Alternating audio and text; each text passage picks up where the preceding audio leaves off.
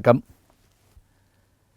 இன்றைக்கு நாம் ஒரு மிகச்சிறந்த நல்லறிஞரை, அரசியல் உலகில் தனக்கென ஒரு தனி இடத்தை பேர்த்து கொண்ட ஒரு பேரறிஞரை பற்றி பார்க்க போகிறோம்.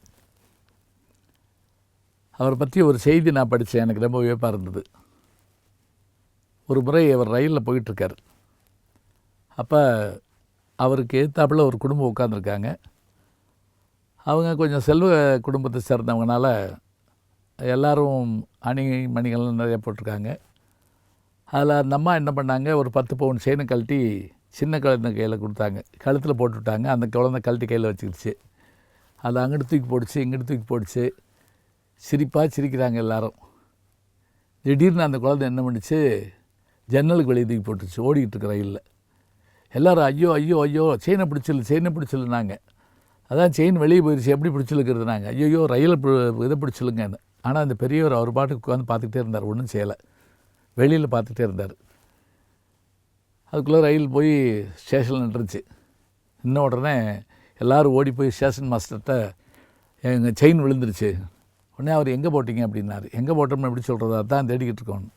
அதுக்குள்ளே இந்த வந்த பெரியவர் என்ன பண்ணார், இங்கேருந்து 10வது அந்த போஸ்ட் கம்பிக்கிட்ட, தந்தி கம்பி போஸ்ட் கம்பி ஏதோ ஒன்று, அதுக்கிட்ட கொஞ்சம் போய் தேடி பாருங்கள் அப்படின்னார். சொல்லிட்டு உட்காந்துக்கிட்டார். எல்லோரும் என்ன பண்ணாங்க, எல்லோரையும் உட்கார வச்சுட்டு 2 பேரும் ஓடினாங்க. அவங்க போய் எண்ணிக்கிட்டே போய் அந்த 10வது தேடி பார்த்தபோது அந்த செயின் இருந்துச்சு. உடனே மகிழ்ச்சியோடு எல்லோரும் எடுத்துகிட்டு வந்து அவருக்கு நன்றி சொன்னாங்க. நன்றி சொல்லிட்டு பணம் கொடுக்க போனாங்க. அவர் சொன்னார், அதெல்லாம் எனக்கு வேண்டாம். எப்படி ஐயா நீங்கள் அதை கரெக்டாக சொன்னீங்க. நீங்கள் அந்த செயினை கழட்டி கொடுக்குறப்பே நான் என்ன நினச்சேன்னா, ஒருவேளை இந்த குழந்தை வெளியே போட்டால் என்ன பண்ணுறதுன்னு யோசித்தேன். அதே மாதிரி நடந்துருச்சு. உடனே நீங்கள் பதட்டம் அடைஞ்சிங்க. நான் என்ன பண்ணேன், ரயில் எத்தனை போஸ்ட்டை கிடக்குதுங்கிறத பார்த்தேன். அதுபடி எண்ணி பார்த்தேன்.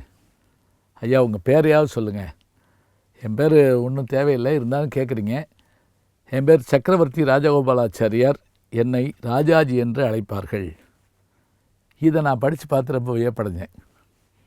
இவர் யார் என்று கேட்டால், இந்தியாவுடைய மிகப்பெரிய விருதாகிய பாரத ரத்னா விருதை வாங்கிய முதல் தமிழர் இவர் தான்.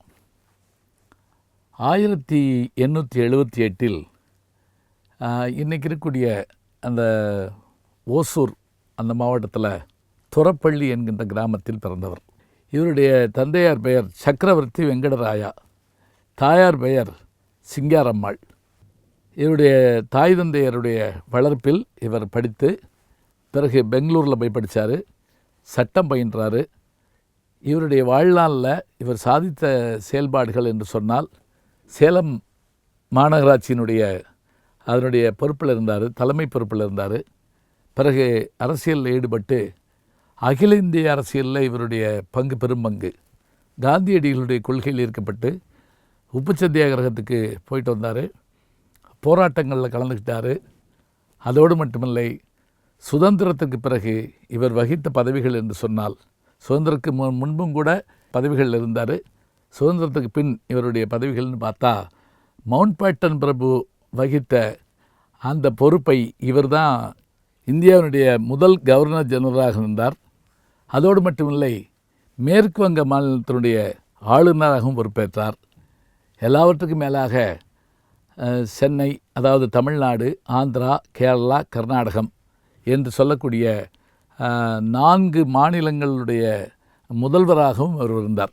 பின்னர் நேருவுக்கும் இவருக்கும் இடையிலே ஏற்பட்ட சின்ன பிளவு காரணமாக இவர் காங்கிரஸை விட்டு வெளியேறினார். இவருடைய மகள் லட்சுமி, அந்த மகள் தான் காந்தியடிகளுடைய 4வது மகனுக்கு திருமணம் செய்து கொடுத்தார்கள்.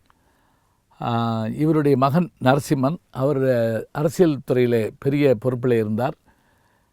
பிறகு 1967 இவர் நேரு அவர்களிடமிருந்து பிரிந்த பிறகு சுதந்திரா கட்சி என்ற ஒரு கட்சியை உருவாக்கினார். நட்சத்திர தினத்தை உடையவராக இருந்தார்.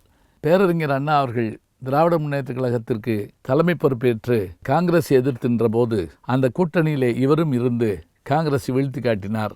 1967 இது நிகழ்ந்தது. பின்னர் அந்த சுதந்திரா கட்சியினுடைய பொறுப்பிலே ஹச்வி ஹண்டே போன்றவர்கள் இருந்தார்கள். கடவுள் நம்பிக்கையும் பெருமையும் உடையவர். வியாசர் விருந்து என்ற இலக்கியத்தை நமக்கு தந்திருக்கிறார். அதே போல் சக்கரவர்த்தி திருமகன் என்று ராமாயணத்தை எழுதியிருக்கிறார். ஆழ்வார்கள் கதையை பற்றி எழுதியிருக்கிறார்.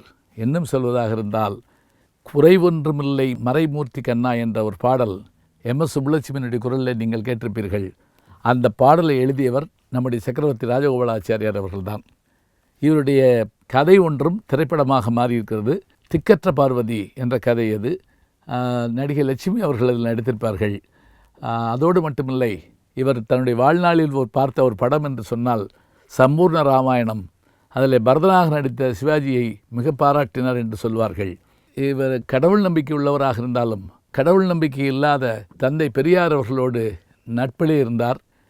அத்தனை காலம் பெரும் சிறப்போடு இருந்த இவர் 1972 இவர் தன்னுடைய 94வது வயதில் மறைந்தார். என்றாலும் கூட தமிழ்நாட்டுக்கு இவர் செய்த பெருமைகள் என்று சொன்னால் இந்த வரி விஷயத்தில் இவர் சொன்னது தான் இன்றைக்கும் நாம் கடைபிடித்து கொண்டிருக்கிறோம் என்று சொல்வார்கள்.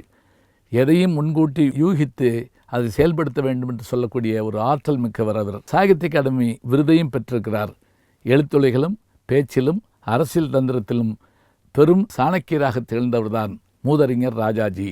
அவரை பற்றிய வரலாற்றை படித்து பாருங்கள். இன்னும் 1000 செய்திகள் உண்டு. நல்ல செய்திகளை நாளும் சிந்திப்போம். நாளை சந்திப்போம். அன்பிற்கினிய யூடியூப் நேயர்களே, நீங்கள் என்னோடு இன்னும் நெருக்கமாக தொடர்ந்து வர வேண்டும் என்று சொன்னால் இன்ஸ்டாகிராம், ட்விட்டர் போன்ற பதிவுகள்லையும் என்னை நீங்கள் தொடருங்க. பின்தொடர்ந்து வாருங்கள். நாம் எல்லோரும் முன்தொடர்ந்து செல்வோம்.